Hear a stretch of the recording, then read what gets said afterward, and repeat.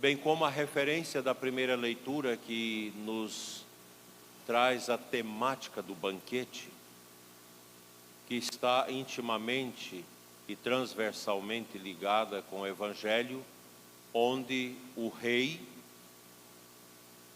do casamento, que é o próprio Deus, realiza um banquete. E há uma controvérsia porque todos os que foram convidados não apareceram no banquete. E o rei incumbiu que chamasse os que estivessem na beira das estradas, nas encruzilhadas e etc., para poder alegrar-se com ele na festa daquele casamento. Mas ali havia um homem que não trajava a veste adequada para aquela festa de núpcia. Então o rei manda jogá-lo fora do salão das festas. Ele não pôde participar daqueles comensais. É toda uma referência que nós podemos fazer acerca do mistério do reino de Deus. O reino dos céus tem nesta parábola a sua imagem, a imagem do banquete. O banquete sacia nossa fome, nos tira da inanição, da falta de nutrientes que pode nos levar à morte. Mas o reino dos céus, ele é exigente e requer que nós tenhamos uma veste adequada para entrar no seu recinto. E aqui nosso Senhor quer nos dar uma catequese sobre esta veste, que é a veste batismal. O batismo, conditio sine qua, uma condição que se impõe para a nossa salvação, nos deu a graça de uma veste nova. Tanto que no dia do batismo, seja de criança ou de adulto, a veste precisa estar ali. Para as crianças, o mandrião, aquela roupinha própria, branca para o batizado, e para os adultos, a túnica branca, que representa exatamente a veste adequada para o ingresso no banquete do reino. Sem a veste batismal, nós não poderemos participar do banquete pascal. E aqui nós temos muito forte esta convicção que a leitura da palavra de Deus nos dá, que precisamos estar adequadamente vestidos para o banquete, o ingresso no reino dos céus.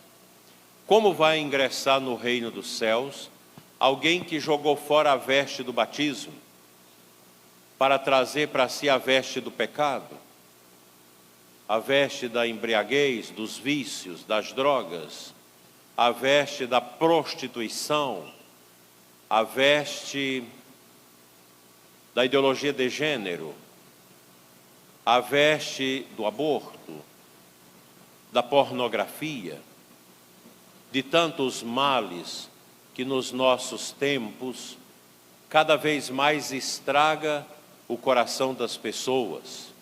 Se nós olharmos para a cidade de Alvorada, Goiás, aqui na nossa paróquia Nossa Senhora da Guia, nós vamos perceber que neste município há milhares de pessoas que não praticam nenhuma religião. E muitas delas foram batizadas, mas rasgaram a veste do batismo e jogaram no lixo do pecado, do adultério, da indiferença, do ódio e da falta de Deus. Todos nós cristãos precisamos, pela fé, ter o mínimo de preocupação com a nossa caminhada neste mundo em vista da nossa salvação. Como vamos ser salvos se nós desprezamos a veste batismal, que nos credencia para o banquete? O Senhor promete esse banquete de eternidade para nós, que já é antecipado nos sacramentos, mormente na Eucaristia, que é o banquete que nos alimenta espiritualmente com o pão vivo descido do céu. A Eucaristia é, para nós, a sinalização antecipada do reino de Deus. Católico não pode ser símbolo ou sinal de pessoa negligente, de pessoa que não tem têmpera espiritual, que não tem caráter humano espiritual. O católico que não merece ser católico, porque ninguém de nós merece ser católico, é a Igreja Católica, é a Igreja de Cristo, mas se nós tivemos a graça de ingressarmos na igreja através do batismo, vamos honrar a veste do nosso batismo. Não vamos sujar a veste batismal na lama do pecado que o mundo de hoje vive. Todos nós que estamos aqui, alguns de vocês há tempo não vinham à igreja. Você que foi convidado a ser padrinho de crisma, madrinha de crisma, você nem tem condição de sê-lo pela sua condição de ausência da igreja, falta de confissão, falta de santidade, falta de conversão. Mas você está aqui. E esta, quem sabe, é uma noite de graça e de bênção para você, em que Jesus te chama: venha, porque o seu lugar na igreja ninguém ocupou. Eu me lembro que, numa missa de crisma, há cerca de 14 anos atrás, eu tinha um ano de bispo, eu fiz esta reflexão com o povo. E alertei a todos do cuidado com a morte. Muita gente fala, o bispo fala muito de morte. Mas se eu não falar, a Rede Globo, o lixo que nós temos na mídia extrema, nunca vai falar disso. Nunca. Os jornais, a televisão não vai falar disso. Vai nos ensinar a gastar, a consumir, a viver os prazeres, porque a vida se resume nisso. E eu dizia para o pessoal, cuidado, porque esta pode ser a última missa para algumas pessoas. Infelizmente, naquela noite, 2 pessoas que estavam na igreja tiveram um problema lá de acidente e vieram a falecer. Uma, muito da igreja. A outra já fazia mais de 6 anos que não punha os seus pés na igreja, mas estava naquela crisma. Meus irmãos, São João 23, Papa, elaborou 10 mandamentos para o católico. E no primeiro mandamento dele, ele diz: viva hoje como se fosse o último dia da sua vida. Viva hoje. Aqui em Divinópolis, de Goiás, no ano passado nós tivemos uma experiência, não sei se foi ano passado ou no início desse ano, muito interessante. Um menino muito santo que tocava na missa, ele estava animando a missa, e no final da missa eu agradeci imensamente a ele, porque os cantos, a missa foi ungida, a gente sentiu uma presença do Espírito Santo na Assembleia, naqueles cantos, e eu senti no coração o desejo de agradecê-lo. No outro dia ele foi rezar o terço da misericórdia, era um jovem, um rapaz, no Santíssimo, e morreu subitamente. Aí não me pergunta as causas dessas mortes súbitas dos jovens, porque senão a gente vai levantar suspeitas sobre as vacinas. Morreu, e o padre foi e pegou o seu celular. Menino santo. E o padre Carlos estava me dizendo, eu abri o celular dele. As mensagens dele, todas mensagens abençoadas. as meninas ficavam dando cantadinhas nele e ele as evangelizando. Teve algumas moças que passavam mensagem para ele 10, 11 horas da noite, e ele dizia: essa não é a hora de passar mensagem para um homem solteiro. Era um menino casto, um menino abençoado, um menino santo.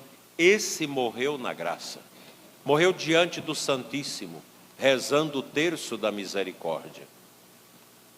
Quão belo é esse momento, né? Momento de morrer.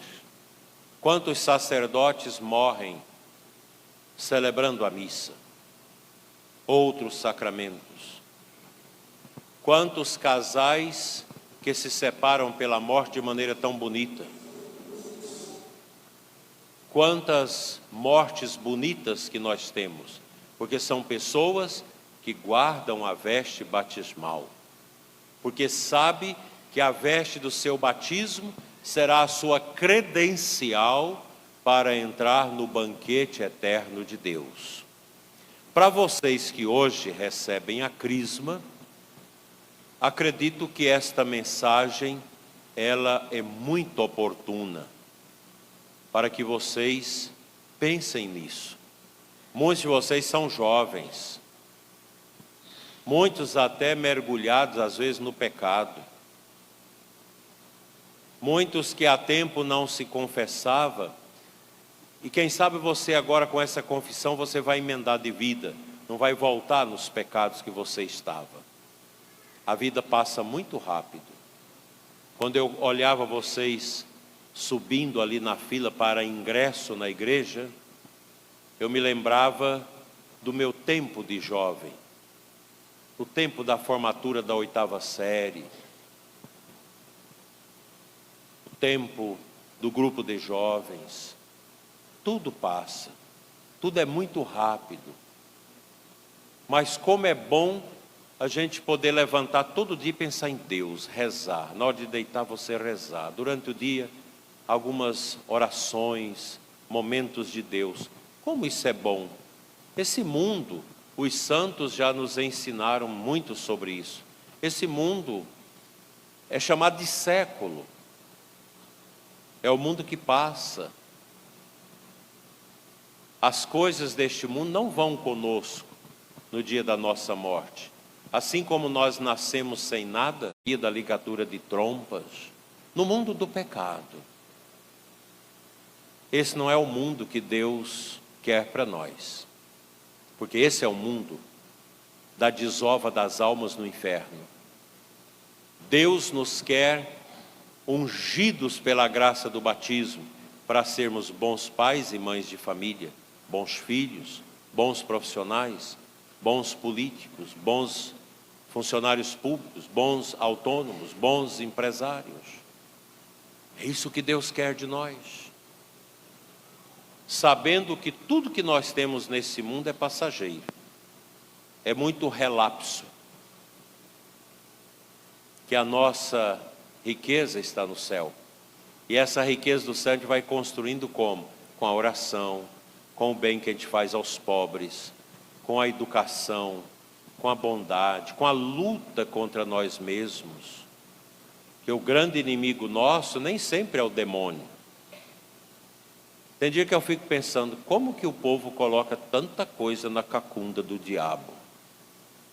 Não sei nem como que o diabo consegue andar. O cara é flagrado no estupro, foi o diabo que me levou a estuprar. O cara está no tráfico de droga, a polícia pega, ele fala, foi o diabo que me levou a traficar. O outro mata alguém e depois vai dizer diante do delegado, foi o diabo que me tentou a matar.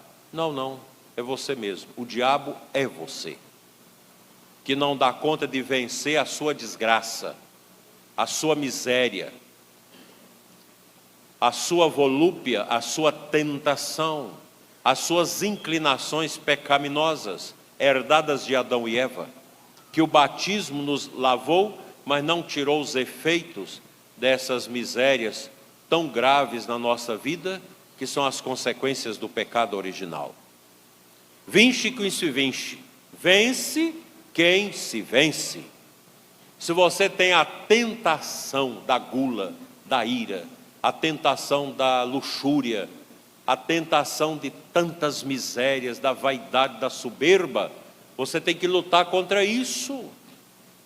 E a gente vence essa miséria nossa com a oração, com o jejum, com a penitência, com a via sacra, com o rosário, com o terço, com a missa, com a nossa oração pessoal, com a esmola que a gente dá aos pobres. É uma luta, meus irmãos, luta ferrenha. Não pense, eu vou deixar para me converter no final da vida. Cuidado, conversão adiada é conversão fracassada. E Jesus fala, nécio, nesta noite mesmo te será pedido contas da tua alma. Hoje, quantas pessoas vão morrer hoje no mundo? Algumas já esperando pela morte, outras não. A morte inesperada. Daí, mas como que eu vou fazer isso? A resposta é na segunda leitura de hoje. Quando São Paulo diz, basta-me a tua graça. Basta-me a tua graça. Psicologia ajuda, psiquiatra ajuda, remédio ajuda, aconselhamento do padre ajuda, confissão ajuda muito, muito, muito. Uma confissão bem feita, arrependida dos pecados. Mas o autor da nossa conversão é a graça encreada que é o Espírito Santo, que hoje vocês receberão na unção da crisma. O católico deve viver sob o Espírito Santo, não segundo o seu espírito humano, fracassado, miserável, que nasceu pagão, com a sanha do pecado original dentro de si. Mas nós devemos viver como o Espírito de Deus, não como o Espírito do demônio. O Espírito do demônio está aí, te levando a adultério, a fornicação, namoro porco, namoro com prostituído, isso não agrada a Deus. Drogas, agora essa moda dos jovens fumando esse cigarrinho eletrônico. Vai fumando e vai fumando.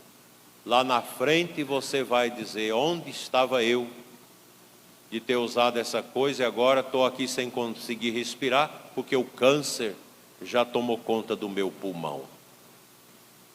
Gente que precisa de vício, de cachaça, de pornografia, de cigarro, de drogas, para viver, para dar sentido à sua vida, é porque ainda não fez uma experiência de libertação. Se libertar disso. É horrível o que nós estamos vivendo nas famílias. As infidelidades. Outro dia eu escutava uma filha que me dizia, meu pai a vida toda, gente de dinheiro, abusou das empregadas. E comprou o silêncio delas com dinheiro. Agora minha mãe morreu, ele está velho, a gente tem que ter pessoas para cuidar dele, e ele ainda fica na velhice com mais de 80 anos, falando besteira para as cuidadoras, para as enfermeiras, com essas sanhas. Um homem desse não terá o banquete, porque ele já jogou a veste batismal dele fora lá atrás. Ele está nu diante de Deus, pelado, igual quando se morre e vai para a funerária. Não tem nada esse homem, não tem a veste. Ele está despojado da graça. Não tem a graça de Deus, porque o seu coração só conheceu o pecado, a mentira e a miséria. Mas será que tem cura? Tem. A cura é tomar vergonha na cara, quem está no pecado, confessar, arrepender e buscar a graça de Deus. Alguém que diz, eu sou viciado a roubar. Aí coloca a culpa no diabo. Tem um espírito que me leva a roubar. Tristeza. Que homem fraco, que miserável é esse homem. Não tem caráter, não tem fortaleza, não tem determinação. Se eu sei que uma coisa vai me fazer mal, eu renuncio a isso. Aí vai roubando, até o dia que vai cair na cadeia. Ou se não cair na bala de quem está sendo roubado por ele. O pecado é isso. São Paulo diz, o pecado tem um salário, e o salário do pecado é a morte. E a graça de Deus é a vida, no Espírito. O Espírito Santo dá vida. Se nós formos observar a vida na sua realidade nua e crua, nós vamos assustar. Viver não é fácil. Nós temos que ter força. Hoje eu fiquei extremamente chocado com uma mãe que me disse, meu filho está no EJC, mas está um grupinho de gente malandra dentro do EJC, que não tem compromisso com Deus, é grupo de igreja. Ele foi à marcha pela família e pediu para não contar para os colegas, para eles não ficarem debochando dele. Mas esse EJC, se está desse jeito, precisa acabar. Vou chamar os responsáveis desse jeito. Esse tipo de jovem nós não queremos na igreja, não. Grupo de jovem que não reza, que só vive com besteiras. Não, a igreja não precisa desse tipo de gente, e muito menos Cristo. Vai para o mundo. O que adianta fazer um clube dentro da igreja? Está na igreja, mas fora da igreja faz tudo errado, como a música do Amado Batista. Se você escutar às 2 da tarde com esse calorão, é capaz de desmaiar. Que adianta ir à igreja e fazer tudo errado? Grupos de igreja têm que viver a santidade. Isso aqui vale para a pastoral familiar, vale para o encontro de casais com Cristo, vale para o EAC, para o EJC, para todos os nossos grupos de igreja, para a catequese. Eu não entendo por que grupo de igreja no final do ano, nas suas confraternizações, tem que ficar bêbado, tem que levar cervejada, e beber, e comer, e farrear sem nenhum Pai Nosso. Que grupo de igreja é esse? Isso é um grupo de pecado. Não tem a veste batismal esse tipo de gente. Ser católico não é ser uma pessoa vazia, irresponsável, que vai à missa, mas fora da igreja é um verdadeiro pagão, aloprado no pecado, em tudo que não presta. A nossa conversão, meus irmãos, é diária, é todo dia. A oração é todo dia. Nós não podemos tirar férias. E como nós somos tentados na oração? Hoje cheguei cedo numa igreja fazer casamento para orar. Estou lá orando, vem uma pessoa, tira você da concentração. Você está orando, vem outra. Quando alguém está no Santíssimo rezando, seja o padre, seja o ministro, seja quem for, não se mexa. Quem está no Santíssimo ajoelhado orando, você não tem que ir lá cumprimentar a pessoa, não, cumprimenta depois. Você tira a pessoa da unção. É tanta coisa, tanta ventania para tirar você da sintonia de Deus. Igual vocês jovens, começa a namorar, tem a virgindade, mas aí começa a escutar de uma tia deplorável, que viveu somente no pecado, que fica dizendo para você, você tem que perder sua virgindade. Aí vai numa romaria, não sei aonde, que não vou dizer aonde, vai confessar com o padre, não, você pode ter relação sexual antes de casar, não tem problema. Esse padre vai arder no inferno.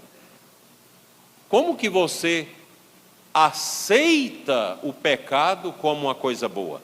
O diabo não tem nada que presta, e o pecado é fruto do demônio.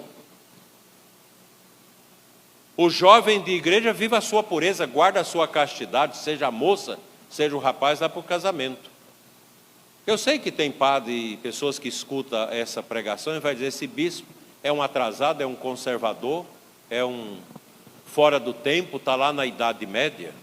Não. O que eu estou falando aqui é o que Deus quer de nós. Sabe por que eu não estou errado? Porque eu já acompanhei mais de 50 casais de jovens que eu acompanhei no namoro, nas tentações, e eles vivendo a santidade no namoro, casaram santamente, e hoje todos, não tem um que não deu certo. Aqui tem um aqui na minha frente, que eu casei, acho que há 8, 9 anos, né? Já vai 7 anos, já vai para o 3º filho. Esposa exemplar, ele exemplar, catequista, namoro de acordo com a graça de Deus, uma esposa firme, que ela mesma está dando aula para os seus filhos, mulher dedicada, o casal está aí. Quem vai separar esse casal? Ninguém, porque foi casado em cima da rocha, que é Cristo. Aqui em Formosa, tem vários casais que eu já acompanhei, já fiz o casamento, que estão vivendo a santidade, tendo os filhos que Deus quer que tenha, vivendo a missa, vivendo o compromisso com Deus. Mas é isso, gente. O casal que mesmo tendo pecado lá atrás, que descobre no encontro de casais com Cristo, num seminário da carismática, num dia de louvor, num outro encontro, descobre o amor de Deus, a graça do Espírito Santo, renova a vida, vai adiante e termina a sua vida para entrar na outra vida. Nós estamos encolhendo. A Igreja Católica vai ficar pequenininha. Aqueles que viver mais 30, 40 anos, os jovens, vocês vão lembrar disso. Nossa igreja vai diminuir muito, mas o pouco que ficar vai ser exemplo. E não adianta nada você ter um mundaréu de gente na igreja.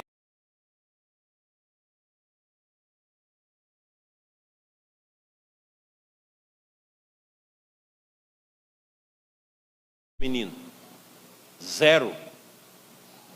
O que ele vai aprender desse celular? Só o que não presta. Nova ordem mundial, pecado, ideologia de gênero, desobedecer pai e mãe.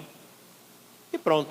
Vocês vão dando autoridade para os seus meninos, mas dê muita autoridade para eles, que daqui a pouco tempo eles vão bater em vocês, por causa das coisas que vocês têm. E vão ficar desejando que você morre logo para pegar a herança, para gastar com maconha, com crack, com tudo que não presta. Filhos precisam ser educados na firmeza. Nós precisamos recuperar a família católica. O pai e a mãe precisam ter autoridade dentro de casa, que vocês representam Deus na vida dos seus filhos. Pai e mãe não precisam de amor de filho. Vocês têm que amar seus filhos, mas vocês não precisam de amor de filho, não. Pai carente, mãe carente, fica perguntando: filhinha, você ama a mamãe? Filhinha, você ama o papai? Isso é pai carente, pai e mãe carente, que se o menino pede um celular, não dá conta de dizer não e dá o celular, porque esse é um pai carente, tem medo de perder o amor do filho. Ele está dando aquilo que vai tirar o resto de amor que o filho tinha por ele.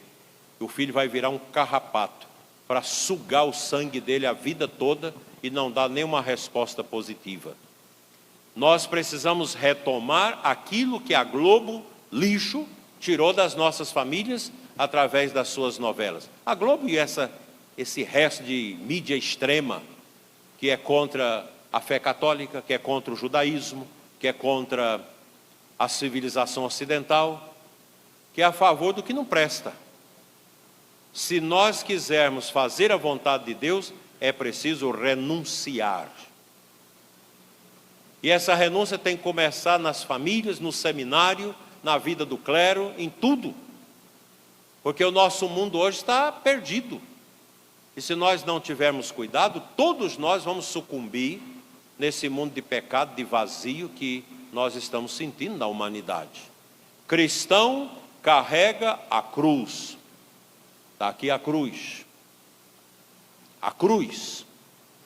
A cruz é a resposta, meus irmãos.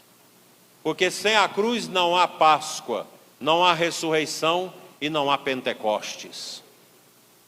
Que vocês que hoje recebam a crisma, tenha essa humildade no coração de dizer: eu quero ser um católico de verdade.